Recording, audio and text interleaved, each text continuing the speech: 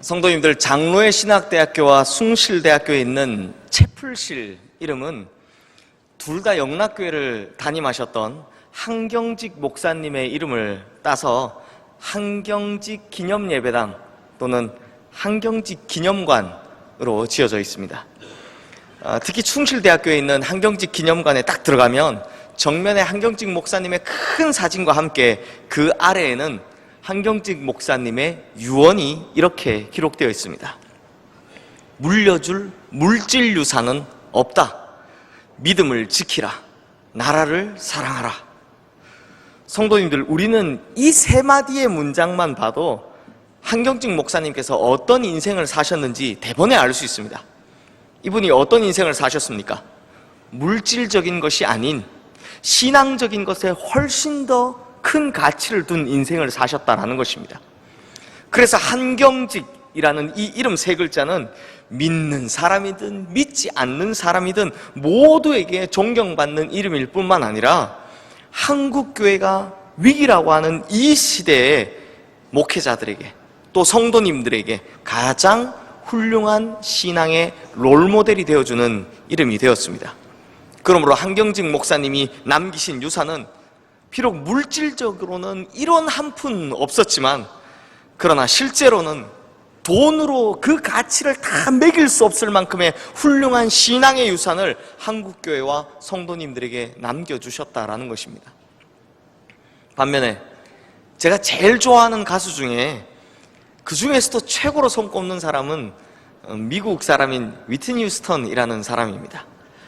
우리나라에는 1992년에 상영된 보디가드라는 영화로 잘 알려져 있죠. 그녀가 얼마나 노래를 잘했는지요.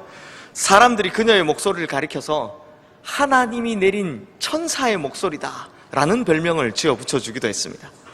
실제로 그래미 어워드 6회, 빌보드 어워드 16회, 아메리칸 뮤직 어워드 21회 등 총 411번에 달하는 수상 기록을 세워서 이 세상에서 가장 많은 상을 받은 여성 아티스트로 기네스북에 올라와 있습니다. 한마디로 세계 최고의 디바다라는 것이죠. 그런데 이랬던 그녀가 남편을 잘못 만납니다. 이 바비 브라운이라는 당시 아이돌 가수 출신의 남편을 만나서 결혼을 했는데 가정폭력과 약물 등 이런 불화에 시달리다가 인생 자체가 완전히 망가지게 되었고 그 좋던 목소리도 다 잃어버리게 됩니다. 결국 이혼을 하고요. 그 후에 약물 치료도 받고 또 정신과 치료도 받고 하면서 재기를 하려고 부단하게 노력을 합니다. 그리고 재기를 하기 위해서 첫 번째로 선택한 곳, 즉 첫 번째 공연을 하러 온 곳이 어디였냐? 한결같이 자기를 지지해주는 팬이 있었던 바로 대한민국이었습니다. 그래서 2010년 현대카드 슈퍼 콘서트를 통해서 처음이자 마지막으로 한국에 와서 공연을 하는 등 이 재기를 위해서 정말 몸부림을 쳤습니다. 하지만 결국 뜻대로 되지 않았고요. 어떻게 되느냐? 비버리힐스에 있는 한 호텔의 욕조에 누워서 거기서 약물이 중독된 상태로 스스로 목숨을 끊게 됩니다. 그런데 문제가 하나 생깁니다. 이 무슨 문제냐? 그녀가 죽고 나서 남긴 유산이 있는데요. 그게 얼마냐면 2천만 달러. 지금 우리 돈으로 환산하면 대략 220억 정도 되는 이 큰 돈을 유산으로 남긴 것입니다. 그리고 그 천문학적인 그 많은 돈이 다 누구에게로 갔느냐? 당시에 고작 18살밖에 되지 않았던 외동딸 바비 크리스티나에게 고스란히 상속이 됩니다. 그런데 이 바비 크리스티나가 또 어떻게 됩니까? 2015년 1월 어머니와 똑같은 모습으로 호텔방에 있는 욕조에 약물에 취한 상태로 의식불명인 상태로 발견이 됩니다. 그리고 6개월 후에 혼수 상태로 6개월을 있다가 결국 숨을 거두게 되죠. 그때가 언제냐? 향년 22세였습니다. 그러니까 어머니가 돌아가신 지 4년도 안 된 시간 만에 이렇게 되었다는 것입니다. 그런데 성도님들, 그 이후엔 또 어떻게 되었을까요? 이 위트니 휴스턴이 남긴 2천만 달러 이 유산이 고스란히 남아있지 않습니까? 그래서 이것을 가지고요 전쟁이 벌어집니다. 먼저는 위트니 휴스턴의 전 남편이자 이 바비 크리스티나의 아버지인 바비 브라운이라는 이 사람, 또 원래는 고아였지만 위트니 휴스턴에 의해서 입양되어서 호적상 남매로 함께 한 집에서 자란, 그런데 이후에 이 바비 크리스티나와 연인 사이가 되어서 동거를 한, 그래서 유산을 노리고 약물을 투여한 것이 이 사람이 아니냐라는 의혹을 받고 있는 닉 고든이라는 사람, 그리고 바비 크리스티나가 성인이 될 때까지 이 유산을 맡아주기로 했던 바비 크리스티나의 외할머니, 그러니까 휘트니 휴스턴의 어머니인 시시 휴스턴, 거기다 시누이 팻 휴스턴과 그리고 남동생 둘까지, 이 모든 사람들이 다 가세해서 유산 쟁탈 전쟁을 벌이기 시작했다는 겁니다. 그래서 휘트니 휴스턴이 남긴 그 유산 2천만 달러가요, 서로 자기 것이라고 싸우는데 2019년인 지금까지 이 유산 전쟁 소송을 벌이고 있다는 겁니다. 성도님들, 한번 생각해 보십시오. 자신이 남길 유산으로 그것 때문에 자신의 딸이 죽고, 또 가족 간에 이런 법정 싸움이 벌어지고, 또 이렇게 공개적인 망신을 당하게 될 것이다 라고 생각을 했더라면 그 유산 과연 상속해 주었겠습니까? 절대로 아닙니다. 아니죠. 아니, 이 돈을 전부 다른 사람을 주든지 아니면 어디다 다 기부해 버렸을 것입니다. 그래서 성도님들, 16세기의 청교도들은 삶의 중요한 철학으로, 또 인생의 격언으로 이런 말을 남겼다라고 합니다.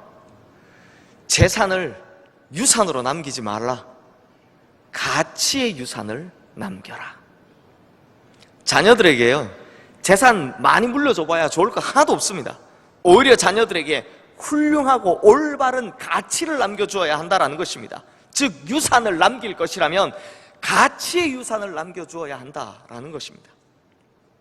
성도님들, 우리 속담에요, 호랑이는 죽어서 가죽을 남기고 사람은 죽어서 이름을 남긴다라는 말이 있습니다. 이 속담이 무슨 뜻입니까? 어떻게 사느냐라는 것이 정말 중요하고, 결국 그 사람이 살아온 그 모습, 그것이 후대에 남게 된다라는 것입니다. 그런데 이 말이요, 정말 명언 중에 명언이기는 한가 봅니다. 왜냐하면 이 속담이 우리나라에서만 사용되는 속담이 아니라 전 세계에서 이 속담이 사용되고 있습니다.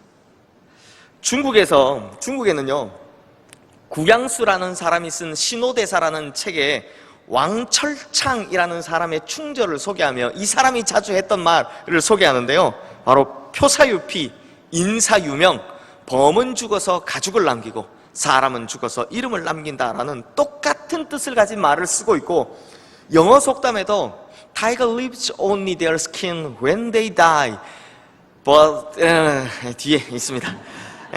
이라는 똑같은 뜻을 가진 속담이 있다는 것을 영어에서도 볼 수 있습니다. 이거 무슨 말입니까? 전 세계의 속담과 격언이 말해주길, 인생의 평가는 사람이 무엇을 남기고 가느냐, 인생의 평가는 그 사람이 죽고 난 이후에 무엇을 남겼느냐, 이것으로 제대로 평가받게 된다는 것입니다. 그래서 탈무드에도 보면 이런 말이 있습니다. 오래 사는 것보다 더 중요한 것은 잘 사는 것이고, 잘 사는 것보다 더 중요한 것은 남길 것이 있는 인생을 사는 것이다. 그래서 오늘 설교의 주제는 유산입니다. 이왕 남길 거라면 당연히 좋은 걸 남겨야죠. 성도님들, 한경직 목사님께서 남기신 유산과 휘트니 휴스턴이 남긴 유산을 보면서 무엇을 느끼셨습니까? 그렇다면 하나님의 백성인 우리가 우리의 다음 세대들에게, 우리의 자녀들에게 남겨야 할 진짜 유산은 무엇이어야 할까요? 그것을 우리 오늘 본문을 통해 한번 살펴보려 합니다. 사랑하는 성도님들, 오늘 본문인 이 창세기 5장의 말씀은 성경 전체에서 최초로 나오는 족보입니다. 처음 나오는 족보다라는 것입니다. 그래서 오늘 본문 1절 말씀에도 이것은 아담의 계보를 적은 책이니라 라고 시작이 됩니다. 그런데 이 족보는 단순히 여기 나오는 사람들이 뭐 몇 년 살다가 죽었는지 이것을 알려주는 것에 그 의미가 있는 것이 아닙니다. 이 족보의 기록 목적은요, 인류 최초의 인간인 아담을 만드신 하나님의 뜻과 의도가 아담 이후에 나오는 그 후손들을 통해서 어떻게 역사 속에서 잘 계승되고 있는가, 어떻게 지속적으로 계승되고 있는가 하는 바로 이것을 보여주고자 하는 것에 있다는 것입니다. 그래서 이런 구속사적인 의미를 가진 족보를 가리켜 히브리어로 톨레도트라고 하는데요, 이것은 그냥 누구네 집 족보, 김해 김씨네 집 족보 이런 것이 아니라 하나님의 뜻을 이루어가기 위해 그것이 잘 계승되는지를 보는 특별한 목적을 가진 족보다라는 것입니다. 그렇다면 성도님들, 하나님께서는 지금 이렇게 하나님을 믿고 하나님의 백성이 된 우리가 우리의 후손들에게 어떤 유산을 남기기를 원하시는 것일까요? 그 유산이 어떤 유산이어야 하는지 오늘 본문을 통해 3가지로 알아보려 합니다. 첫 번째, 하나님께서 우리가 우리의 다음 세대들에게 물려주기를 바라시는 유산은 바로 축복의 유산입니다. 우리 다 함께 오늘 본문 2절 말씀 함께 읽겠습니다. 남자와 여자를 창조하셨고 그들이 창조되던 날에 하나님이 그들에게 복을 주시고 그들의 이름을 사람이라 일컬으셨더라. 성도님들, 창세기 5장은 당연한 이야기지만 창세기 3장과 4장 뒤에 나오는 장입니다. 그렇죠? 그런데 이것이 왜 중요하냐면 그 이유가 있습니다. 창세기 3장은 인류 최초의 인간이었던 아담과 하와가 범죄를 함으로 말미암아 에덴 동산에서 쫓겨난 이야기가 기록되어 있습니다. 그리고 창세기 4장은 가인이 아벨을 쳐 죽여버린 인류 최초의 살인사건에 관한 이야기가 기록되어 있습니다. 즉 창세기 3장과 4장, 타락의 장, 인간의 실패가 고스란히 드러난 장, 그 다음에 나오는 장이 바로 오늘 이 창세기 5장 말씀이다라는 것입니다. 그러므로 인간의 타락과 실패와 쫓겨남 이후 새롭게 전개되는 이 역사 속에서 하나님께서 제일 먼저 천명하신 것이 무엇입니까? 바로 창세기 1장 28절 말씀, 즉 하나님께서 사람을 창조하셨던 바로 그때 주셨던 복, 하나님이 그들에게 복을 주시며 하나님이 그들에게 이르시되 생육하고 번성하여 땅에 충만하라, 땅을 정복하라, 바다의 물고기와 하늘의 새와 땅에 움직이는 모든 생물을 다스리라 하시니라 라는 이 축복을 그 실패와 쫓겨남 이후에 다시 한번 우리들에게 각인시켜주고 계시다라는 것입니다. 그렇다면 오늘 본문은 왜 이 축복을 다시 한번 각인시키면서 시작을 하고 있겠습니까? 그것은 인간의 연속된 실패에도 불구하고 하나님께서 하신 이 축복의 약속은 절대로 폐기되지 않는다라는 것, 절대로 사라지지 않는다라는 것을 확실하게 강조하고 있는 메시지다라는 것입니다. 그러므로 하나님께서는 우리에게 바라시는 것이 무엇이냐? 실패를 전수하지 말고 축복을 전수하라는 것입니다. 사랑하는 성도님들, 하나님께서는 우리를요 그냥 손으로 빚으시고 생기부로 창조하시는 것이 아니라 그 창조 시에 어마어마한 축복을 부어주시며 창조하셨습니다.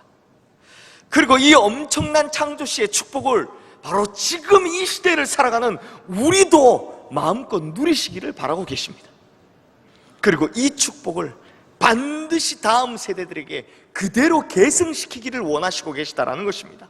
이것은 창조 때나 지금이나 변함없으신 하나님의 뜻이고 하나님의 바람이고 하나님의 소망이다라는 것입니다. 그러므로 우리 시흥의 성도님들은 생육하고 번성하며 땅에 충만하라는, 만물을 다스리라는 이 하나님께서 창조시에 주신 이 모든 축복을 마음껏 누리시는 성도님들 되시기를 주님의 이름으로 축원합니다. 하지만 나만 누리고 끝나는 것이 아니라 하나님께서 내게 주셔서 누리고 살았던 이 축복을 다음 세대들에게 반드시 계승시켜 주어야 할 중요한 임무가 있다는 것을 절대 잊지 마시고, 이런 하나님의 소망, 하나님의 뜻을 잘 받들어서 다음 세대를 향한 큰 축복의 통로가 되시는 우리 성도님들 되시기를 주님의 이름으로 축원합니다. 두 번째로 하나님께서 우리가 우리의 다음 세대들에게 물려주시기를 바라는 유산은 바로 거룩의 유산입니다. 오늘 본문 1절 말씀 우리 함께 읽겠습니다. 이것은 아담의 계보를 적은 책이니라. 하나님이 사람을 창조하실 때에 하나님의 모양대로 지으시되.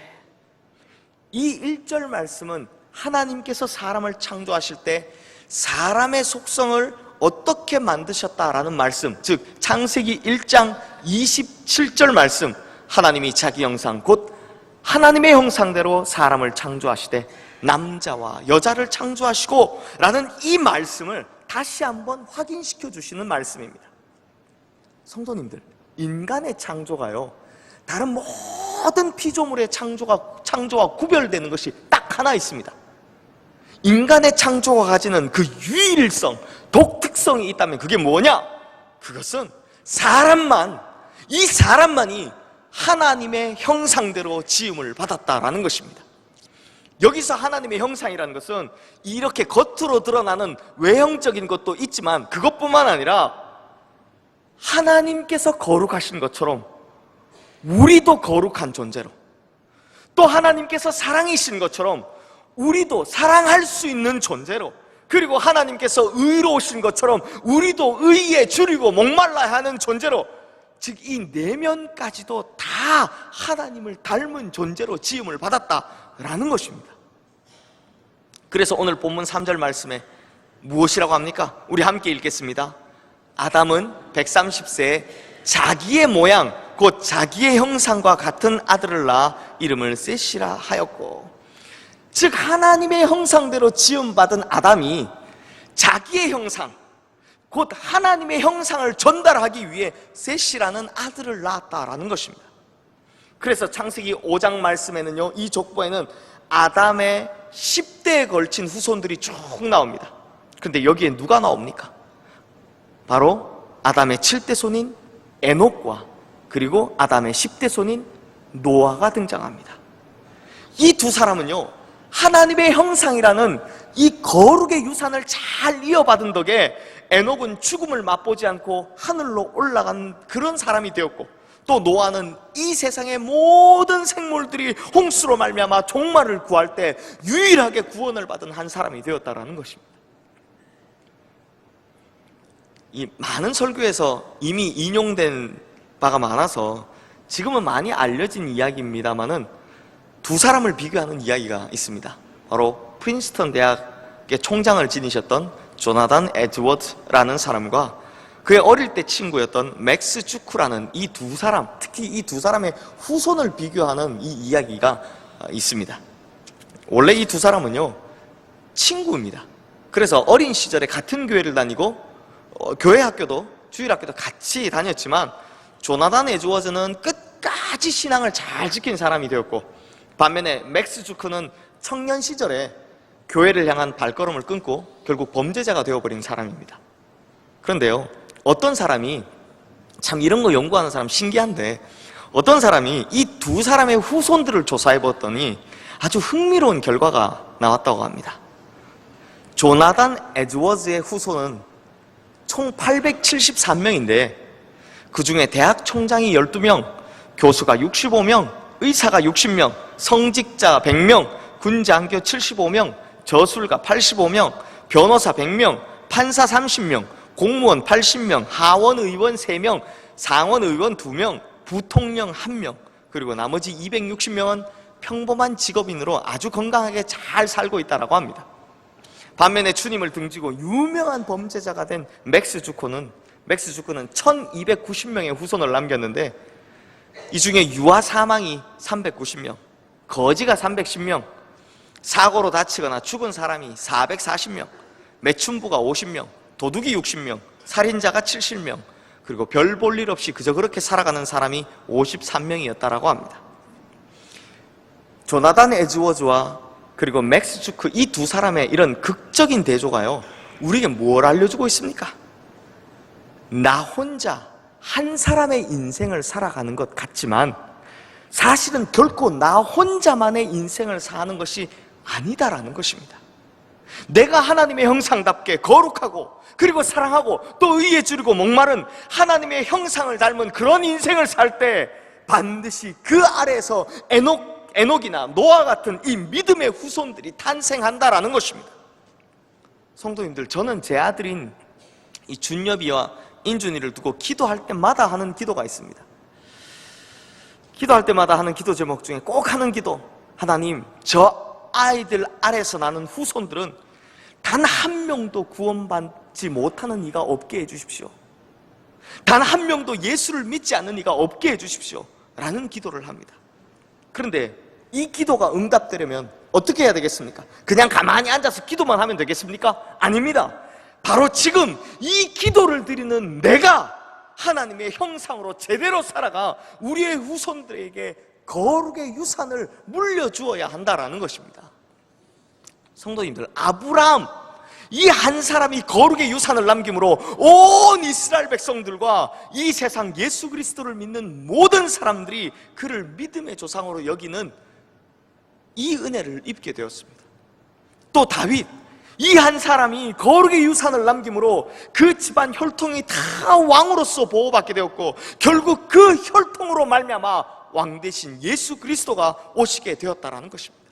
그러므로 한 사람이 제대로 된 거룩의 유산을 물려주면 천대만대가 이 축복을 받게 된다는 것입니다.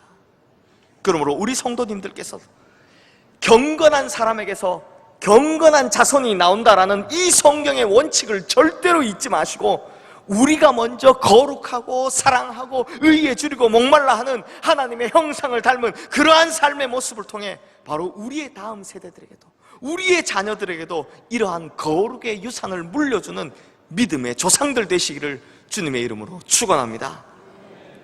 세 번째로, 하나님께서 우리의 다음 세대들에게 물려주기를 바라시는 유산이 있다면 그건 바로 생명의 유산입니다.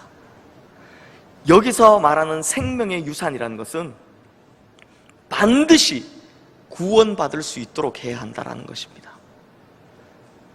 성도님들, 창세기 5장에 나오는 이 족보의 특징이 무엇인지 아십니까? 이 쭉 족보를 보면요, 제일 먼저 발견할 수 있는 건 여기 나오는 분들 대부분 진짜 오래 살았다는 겁니다. 굉장히 오래 삽니다. 기본이 800세입니다.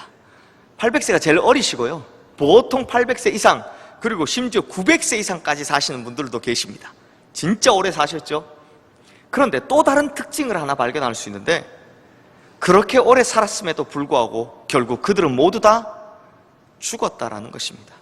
그래서 창세기 5장 말씀에 나타난 이 아담의 족보를 보면 가장 많이 반복되는 단어가 낳았고 죽었더라입니다. 낳았고 죽었다. 결국 인생의 모든 길은 죽음으로 통한다라는 이야기를 하고 있다는 것이죠. 그런데 성도님들, 성경의 족보 중에 구약 성경에서 제일 처음 나온 족보인 오늘 본문과 비견할 만한 또 하나의 유명한 족보가 있습니다. 어디냐? 바로 신약 성경에서 제일 처음 나오는 족보인 마태복음 1장에 나오는 예수님의 족보입니다. 이 족보 또한 구속사적인 의미를 가진 족보인데요, 그런데 이 마태복음 1장에 나오는 예수님의 족보를 지금 당장 펴보면 아시게 되겠지만, 창세기 5장에 나오는 아담의 족보와는 극명하게 다른 것이 있습니다. 극과 극으로 다른 것이 있습니다. 그것이 무엇이냐? 창세기 5장의 족보는 앞서 말씀드린 것처럼 낳고 죽고의 연속입니다. 낳고 죽고, 낳고 죽고. 결국 인생은 죽음으로 결론이 난다는 이야기를 하고 있다는 겁니다. 하지만 마태복음 1장에 나오는 예수님의 족보에는 죽고라는 말이 없습니다. 죽었다라는 말이 없습니다. 거기에는 오로지 낳고 이렇게 낳았다라는 단어들로만 가득 채워져 있다는 겁니다. 물론 그렇다고 해서 마태복음 1장에 나오는 족보에 나오는 이분들이 안 죽었다라는 이야기가 아닙니다. 그러면 여기서 죽음이라는 단어를 뺀 그 이유가 무엇이겠습니까? 이게 무슨 말이겠습니까? 바로 예수 그리스도로 말미암아 죽음이 극복될 수 있다라는 것입니다. 예수 그리스도로 말미암아 생명을 얻게 되었다라는 것입니다. 예수 그리스도로 말미암아 죽음의 두려움이 아닌 영생의 소망을 가지고 살 수 있게 되었다라는 것입니다. 그래서 성경을 보면 믿음으로 살아간 사람들, 이 사람들에게 주어진 가장 놀라운 약속이 바로 영원한 생명의 약속, 영생의 약속이다라는 것입니다. 사랑하는 성도님들, 그러므로 우리가 우리의 다음 세대들에게 남겨주어야 할 많은 유산들이 있겠지만 그 많은 것들 중에서도 가장 값지고 가장 중요하고 가장 특별한 유산은 바로 영원한 생명이요 예수 그리스도로 말미암은 구원이다라는 것입니다. 그러므로 아직 늦지 않았다면, 아직 늦지 않았으니 반드시 우리의 자녀들 그리고 우리의 다음 세대들에게 모든 유산들 중에서도 가장 우선시되어야 하고 가장 중요한 예수 그리스도로 말미암은 영원한 생명의 유산을 꼭 전해주는 우리 모든 성도님들 되시기를 주님의 이름으로 축원합니다. 그런데 성도님들, 우리가 우리의 다음 세대에게 이런 축복의 유산, 거룩의 유산, 생명의 유산, 이런 유산들을 잘 물려주었어야 했는데, 그랬었더라면 한국교회에 이런 위기가 없었을 텐데, 그런데 우리는 완전히 실패해버렸습니다. 그리고 지금 우리는 실패의 단계 중에 그 정점에 가까이 가고 있습니다. 그래서 이 시간 설교를 마무리하면서 이번엔 아주 현실적인 이야기를 좀 해보려 합니다. 우리 교단, 그러니까 대한예수교 장로회 통합 측이 제시한 통계 자료를 보면 교인 수의 감소가요 최근 3년 동안 지속적으로 계속 이어져 오고 있답니다. 지난 2015년부터 2017년 동안 이 3년간 우리 교단에만 줄어든 성도의 수가 얼마냐? 96,260명. 즉 3년 동안 거의 10만 명에 달한 성도가 교회를 떠났다는 겁니다. 우리 교단에만. 그 중에서도 특히 눈에 띄는 자료가 있는데요, 바로 세례 교인의 감소율입니다. 2016년만 해도 줄어든 성도의 수에서 세례 교인의 비율이 21% 정도밖에 되지 않았습니다. 사실 그전에도 교회를 떠나시는 분들이 거의 대부분 그냥 일반 성도님들이었습니다. 그런데 2017년의 경우 97%, 즉 교회를 떠난 사람의 거의 대부분이 다 예수를 주로 고백하며 세례를 받았던 그 사람들이 다 떠났다는 겁니다. 97%입니다. 더 충격적인 건요, 그렇게 빠져나간 세례 교인들 중에 재직이, 즉 집사님 이상 되신 이 직분을 가진 분이 78%나 된다고 합니다. 그런데요, 이 재직 중에는 장로님들, 안수집사님들, 권사님들, 이런 분들, 이런 중직자분들이 떠나신 게 아닙니다. 바로 젊은 세대의 집사님들이 다 교회를 떠나버리셨다는 겁니다. 이 젊은 세대의 집사님들이 떠나시니 그 자녀들이 어디 교회에 남아있겠습니까? 그런데요, 이 젊은 세대 집사님들보다 더 빠르게 감소하고 있는 데가 있습니다. 어디냐? 바로 이 자녀들을 위시한 그 밑에 세대, 즉 청년들입니다. 지난해 청년의 전국연합회가 발표한 보고서에 보면 우리 교단 전체 교세 중 청년들이 차지하는 청년들이 몇 퍼센트인지 아십니까? 전체 성도님 숫자 중에 청년들의 숫자 몇 퍼센트인지 아십니까? 한 몇 퍼센트 되실 것 같습니까? 청년들이요, 고작 2.17%밖에 되지 않는다고 합니다. 청년들이 우리 교단 전체 몇 퍼센트요? 21.7%가 아니라 2.17%요. 요즘은 결혼도 늦게 하는 추세라서 청년들의 나이의 폭도 이렇게 넓어졌는데, 그런데 수치가 이밖에 안 나온다는 겁니다. 실제로 전체 교회들 중에 청년부가 조직되어 있는 교회가 24%밖에 안 됩니다. 그러니까 교회 4개 중에 한 2-3명이라도 있어서, 한 5명이라도 있어서 청년부가 조직되는 교회는 이 4개 교회 중에 하나밖에 없다는 겁니다. 그러므로 성도님들, 믿음의 유산을 물려주기 위한 노력을 등한시한 결과 그걸 지금 우리가 처참하게 맛보고 있다는 겁니다.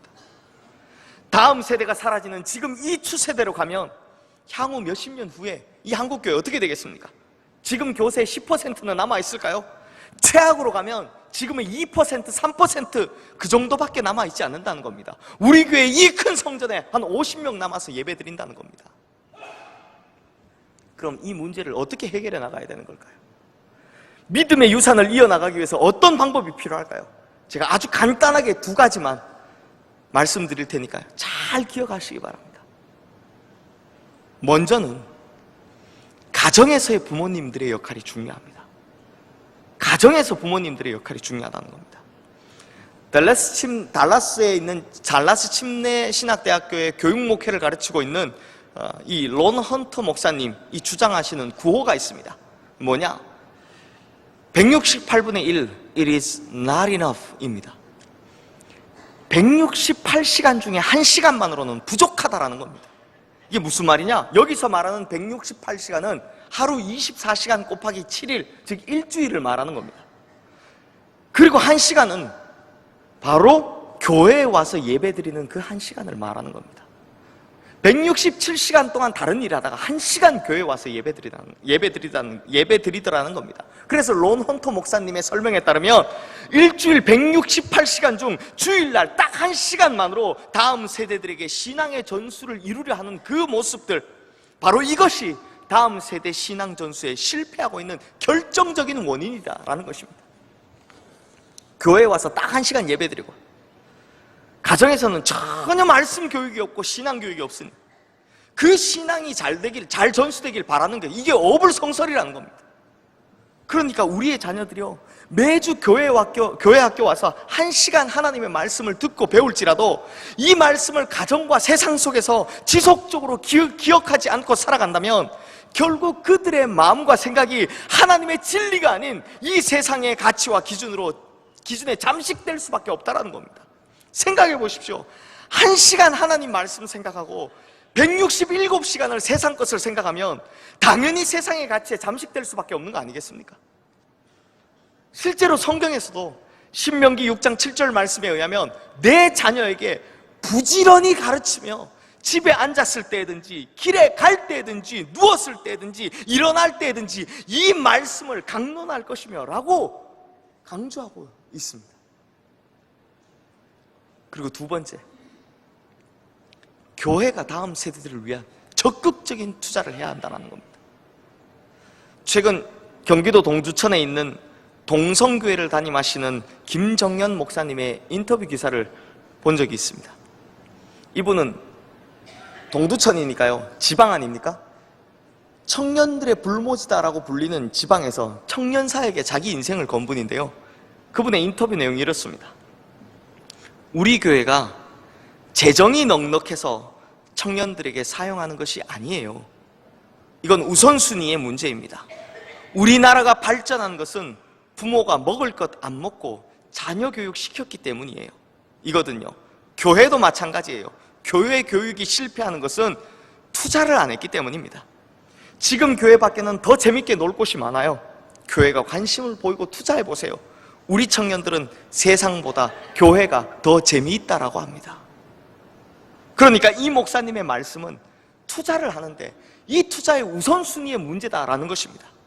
그리고 재정이 많아서 투자하는 것이 아니라 우리 부모님 세대들이 허리띠를 졸라매고 자녀들 교육시켰던 것처럼 우리 교회도 다음 세대 양육을 위해서 그렇게 허리띠를 졸라매고 여기에 투자해야 한다는 것입니다. 게다가 지금 우리 교회는요, 아주 중요한 두 가지 호재가 있습니다. 먼저는 최근 우리 교회 역사상 지금 우리 교회는 가장 훌륭한 교육부 사역자들이 모여있는 상태입니다. 이분들은 다 전문인 사역자들이죠. 전문인 사역자들을 어렵게 모셨습니다. 그럼 투자해야죠.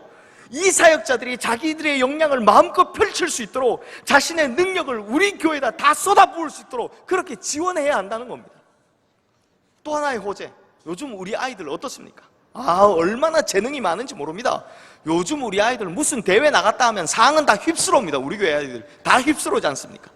그러니 마음껏 자신의 재능을 발휘하고 신앙의 훈련을 철저히 받을 수 있도록 하는 그 장을 바로 지금 이 기회에 우리가 마련해 주어야 한다는 것입니다.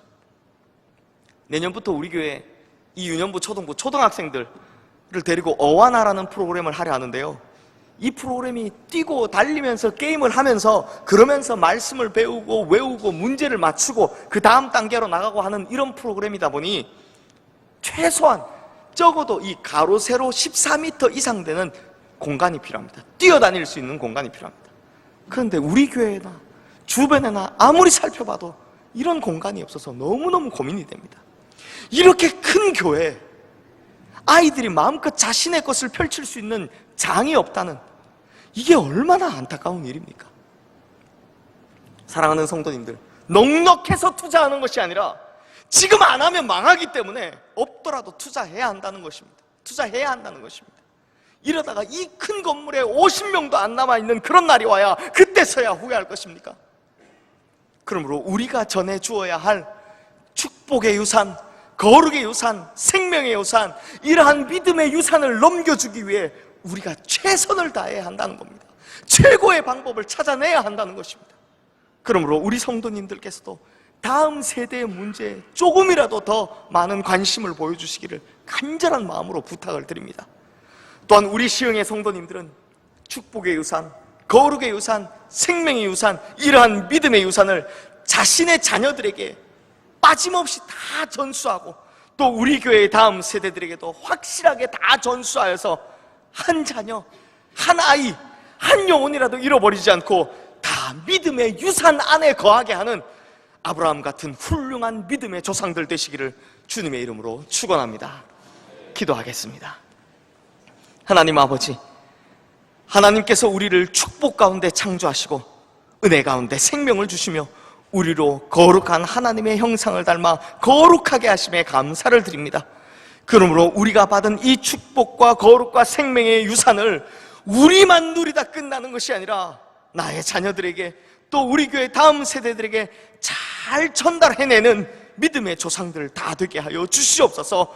그래서 하나님 앞에 갔을 때 너만 누리다 왔느냐라는 질책을 받는 것이 아니라 주님께서 주신 믿음의 유산을 다음 세대들에게 잘 전해주고 왔다고 칭찬받는 성도님들 다 되게 하여 주시옵소서.